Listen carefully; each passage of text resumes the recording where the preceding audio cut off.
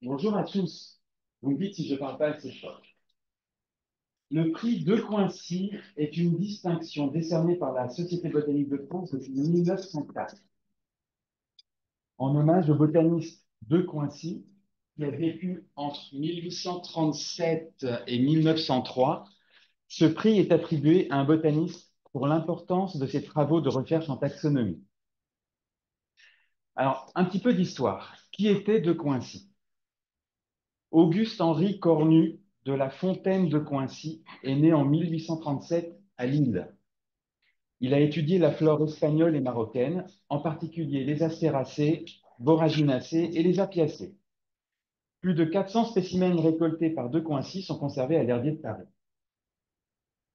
Il a été membre de la SBF et le prix éponyme a été institué en son hommage dès 1904. Ce prix est donc décerné depuis 120 ans. En remontant dans le passé, il a été donné par exemple à Lucie Lalorge en 2011, Valérie Maléco en 2004, Régine Verlac en 1986, Solange Blaise en 1977, Aline Reynal-Roch en 1971, René Letouzet en 1953 et Auguste François-Marie Glasiou en 1908. Glasiou qui était un spécialiste de la flore brésilienne, comme toi, Marc. Marc, rends-toi compte, tu reçois le prix de Coincy 116 ans après Glasiou. En tant que membre de la SBF et en tant que collègue au muséum, je suis très heureux, Marc, de te voir recevoir ce prix.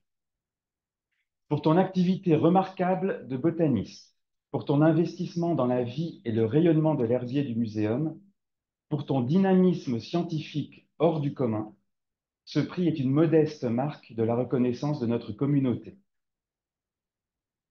Avant de passer la parole à Germinal, je souhaiterais juste évoquer un aspect de ta recherche dans le cadre duquel j'ai la chance de collaborer avec toi.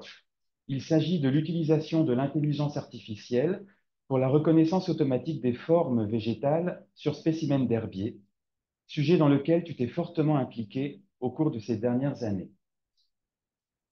À toi, Germaine.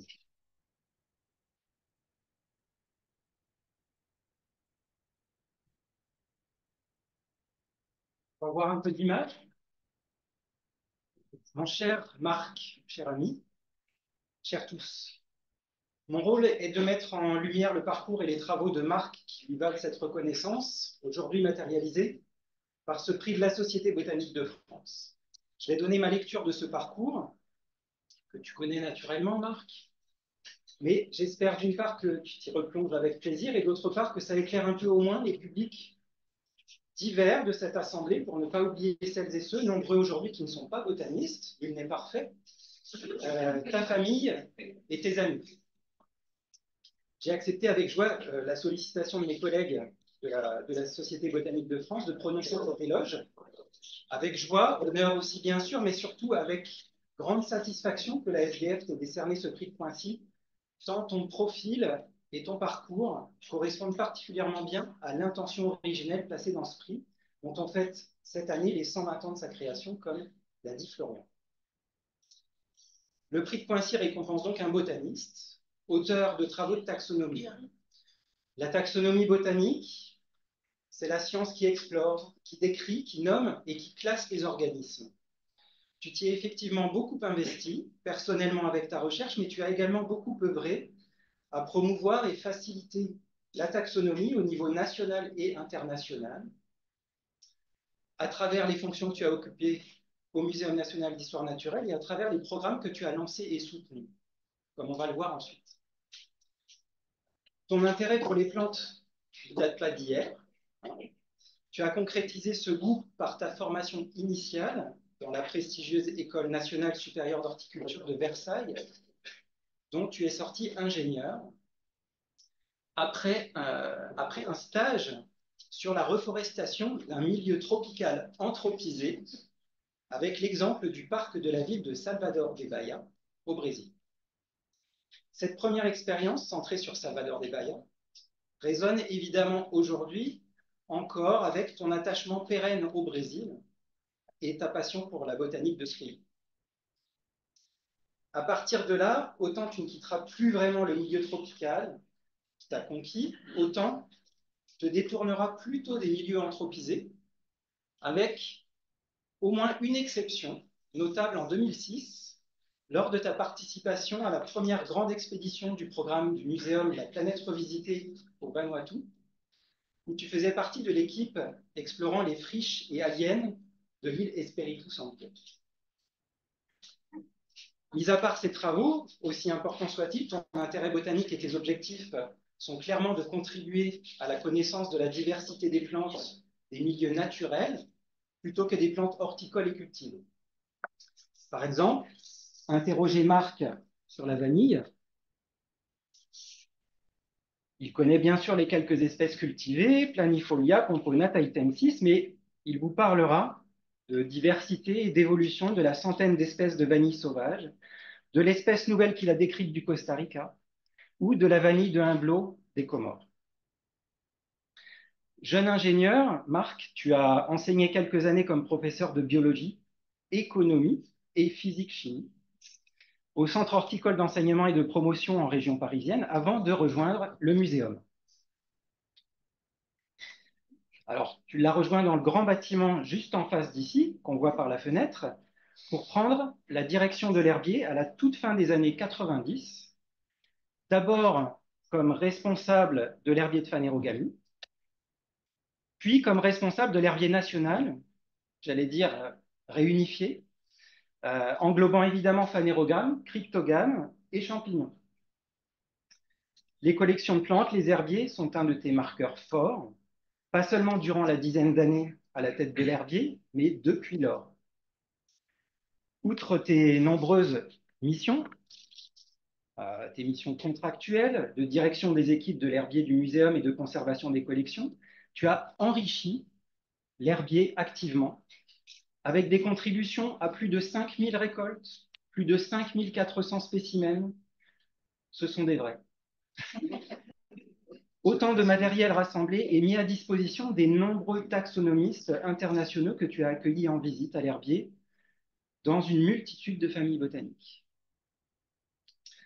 La charge de conservation de l'herbier était d'autant plus lourde qu'à l'époque, l'herbier, tu t'en souviens, comptait beaucoup plus de spécimens qu'aujourd'hui. On parlait de 10 millions de spécimens, sans doute 11, peut-être 12, 13 millions, pourquoi pas. Cette incertitude sur le nombre d'herbiers a été levée en 2012 au terme d'un chantier de rénovation de l'herbier sans précédent, auquel tu as beaucoup donné, notamment en tant que responsable qualité de la numérisation. Numérisation massive qui a résulté en la production et la mise en ligne des 6 millions de photos de planches d'herbier. Au-delà de l'activité de conservation, les herbiers sont surtout pour toi le matériel de base de tes études de taxonomie, qui sont majoritaires parmi les quelques 80 publications dont tu es auteur. Tu as travaillé dans tes familles botaniques de prédilection, Monimiacées et surtout Orchidacées. C'est d'ailleurs plus de la communauté des orchidologues que de celle des orchidophiles, qui ne simplifie pas toujours la taxonomie. Par ailleurs, tu as fait des incursions dans la taxonomie de nombreuses autres familles botaniques, en étant auteur de 42 nouveaux noms, 42 nouveaux noms de taxons, dont 38 espèces ou sous-espèces, oui, des sous-espèces nouvelles. Nouvelles pour la science, bien sûr. On peut citer les familles Erythroxylacées avec Erythroxylum, Clusiacées avec Garcinia, Fabacées avec Indigofera, Nyctaginacées avec Nea, Passifloracées avec Adenia, Malvacées avec Hibiscus, Saplotacées avec Labramia, Oléacées, Cyparinacées. Quelques histoires d'astéracées aussi, en Nouvelle-Calédonie, qui ont valu quelques démêlés nomenclaturaux et éditoriaux. Et enfin, les rutacées. Les rutacées avec Ivodea de Madagascar et des Comores. Et parce que la taxonomie progresse continuellement, en ce moment même, dans nos locaux, notre collègue Marina Rabari-Manariou prépare la révision des Ivodea et des autres rutacées de Madagascar et des Comores. Alors, il fallait faire un petit choix parce que je ne pouvais pas toutes les illustrer. Et voici deux espèces nouvelles dans ces groupes qu'on a énumérés. Donc, tu es non seulement un spécialiste des orchidées, mais aussi un excellent botaniste généraliste. Bref, une espèce de botaniste taxonomiste devenu rare et qu'on classerait certainement dans la catégorie CR de l'UICN. D'autant plus que ces compétences taxonomiques s'appliquent à une connaissance de terrain très large qui passe par les Comores, la Nouvelle-Calédonie, le Brésil, la France métropolitaine évidemment. Et tu es d'ailleurs connu et reconnu dans la communauté des spécialistes de ces différentes régions, si on en croit les espèces qui t'ont été dédiées. D'abord, cette Eriocolacée, qui ferait pâlir Christine Rollard, c'est pas si elle est là. Donc, Commentaira pignali, décrite par Livia Echternach, on voit à droite de la photo. La Moniniacée Molinedia pignali, qui t'a été dédiée par Elton John. Tu connais Elton John? Elton John, Delirio. Ça ne s'invente pas. Troisième espèce, l'orchidée de Nouvelle-Calédonie, Corybas pignali. Et enfin, l'orchidée du Brésil, Calistanthos pignali, qui t'a été dédiée par une vieille connaissance de l'herbier, le professeur Darius Schlaretko, que je n'aurais pas manqué de mettre dans ce diaporama. Alors, j'ai cité pléthore de groupes taxonomiques et des territoires variés qui reflètent les plus marquants de tes centres d'intérêt. Mais ce n'est même pas complet, puisque tu es en ce moment même en train de finir, d'achever, de terminer, en collaboration avec Martine Bardot-Vaucoulon et Pete Philipson, qui sont sans doute dans cette assemblée, deux révisions taxonomiques pour un nouveau territoire d'études et une nouvelle famille d'études pour toi. Les asparagacées, la famille des asperges, avec les genres Chlorophytum. Ah, c'est passé à la... Oui, c'est complètement décalé, vous auriez dû me dire. Voilà. Voilà. Donc les asparagacées à droite, avec asparagus, et puis Chlorophytum. Donc je voudrais maintenant aborder une autre facette de tes contributions à la taxonomie, plus indirecte mais essentielle. En parallèle de ton activité en recherche, tu as démontré d'être souvent en phase avec les évolutions technologiques et informatiques au bénéfice des collections nationales et internationales. Tu as ainsi coordonné plusieurs projets de numérisation d'herbiers qui offrent des ressources en ligne à tout un chacun pour produire une meilleure taxonomie.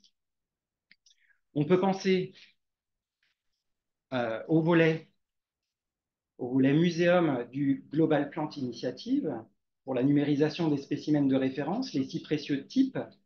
On peut penser à la création de l'herbier virtuel historique franco-brésilien autour du botaniste Saint-Hilaire, sans oublier ta coordination de la partie française de cet autre programme franco-brésilien, Reflora, qui visait à constituer rien de moins que l'herbier virtuel du Brésil. Ta curiosité dans les domaines à l'interface informatique-collection vont bien au-delà de la simple numérisation. Les quantités d'images générées dans les différents programmes ont stimulé la réflexion pour monter un programme de sciences participatives, les Herbonautes, vous avez déjà vu, qui permettent à la fois la diffusion grand public autour des herbiers et puis qui permettent l'acquisition de données des étiquettes d'herbiers pour faire de la science. Alors, on pourrait encore citer ton enthousiasme à développer un logiciel d'annotation d'images virtuelles d'herbiers, Annotate, Annotate On, une autre façon de faire de la morphométrie. Et depuis quelques années, tu t'intéresses au développement de méthodes fondées sur l'intelligence artificielle, Florian l'a dit, pour extraire et analyser des traits de spécimens d'herbiers.